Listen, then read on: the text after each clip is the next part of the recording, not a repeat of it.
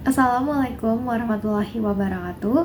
Perkenalkan, nama saya Najwa Ilmiah Zahra. NIM saya 64241452, kelas 643W25. Hari ini saya akan mempresentasikan materi tipe gaya dan kepemimpinan.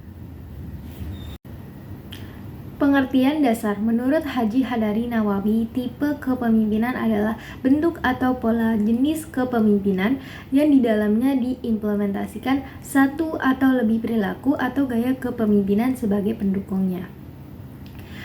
Gaya kepemimpinan diartikan sebagai perilaku atau cara yang dipilih dan dipergunakan pemimpin dalam mempengaruhi pikiran, perasaan, sikap, dan perilaku para anggota organisasi atau bawahannya.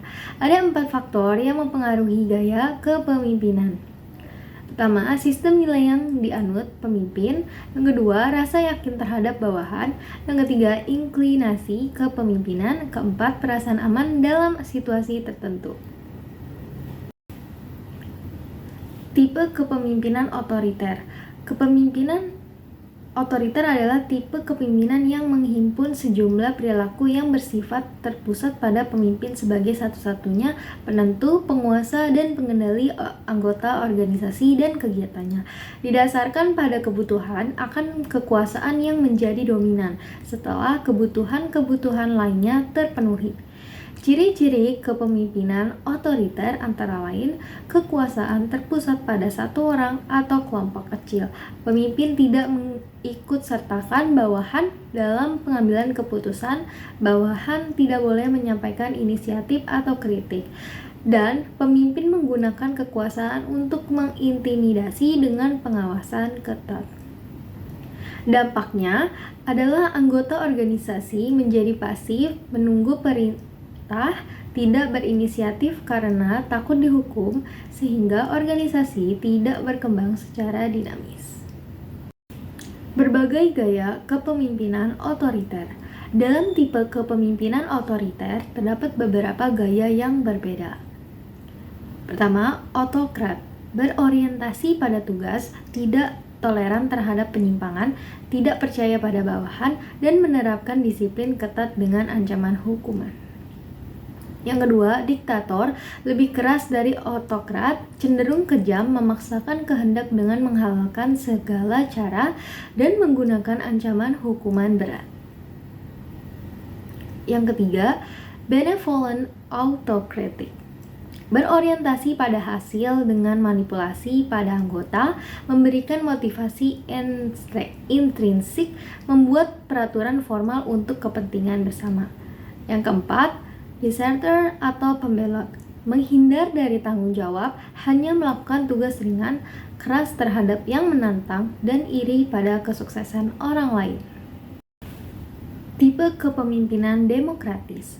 Kepemimpinan demokratis menempatkan manusia sebagai faktor terpenting dengan mengutamakan orientasi pada hubungan dengan anggota organisasi didasarkan pada filsafat demokratis yang mengakui manusia sebagai makhluk dengan harkat, martabat, dan hak asasi yang sama. Nilai-nilai demokratis yang diimplementasikan mencakup pengakuan terhadap perbedaan kemampuan individu, memberikan hak kesempatan yang sama untuk mengekspresikan diri, mengembangkan kemampuan, dan melakukan persidangan yang fair dan sehat. Kepemimpinan demokratis fokus pada pengembangan bersama, saling menghargai dan menghormati, serta penciptaan kehidupan organisasi yang harmonis dengan kewajiban dan tanggung jawab yang sama. Berbagai gaya kepemimpinan demokratis. Tipe kepemimpinan demokratis memiliki beberapa gaya implementasi. Pertama, birokrat, mengutamakan ketaatan pada peraturan dan prosedur, mengembangkan hubungan informal, kurang aktif, menciptakan inovasi.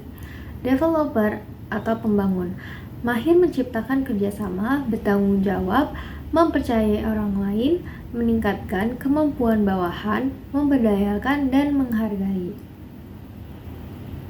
Yang ketiga, eksekutif, menghormati kemampuan orang lain, berkomitmen pada pengembangan, disiplin, menumbuhkan partisipasi, berjiwa tinggi, dan memposisikan bawahan sebagai partner. Yang keempat, administrator. Menyukai pembagian kerja yang jelas, bekerja terencana, memerlukan data akurat, kurang orientasi hubungan kemanusiaan. Yang kelima, legitimate atau resmi, melindungi anggota seperti ayah keluarga, mengutamakan kepentingan bersama, dan menunjukkan dedikasi tinggi.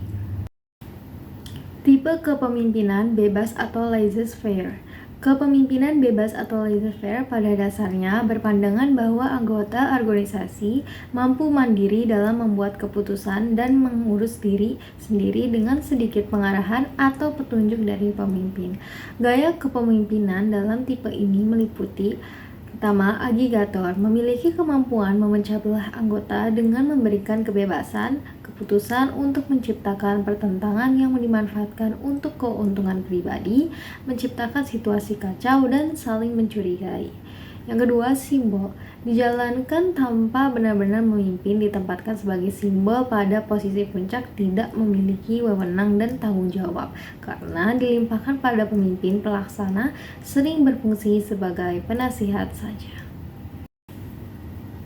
Kesimpulan, kepemimpinan yang efektif memerlukan pemahaman mendalam tentang berbagai tipe dan gaya kepemimpinan. Setiap tipe memiliki karakteristik, dampak, dan kesesuaian dengan konteks organisasi yang berbeda.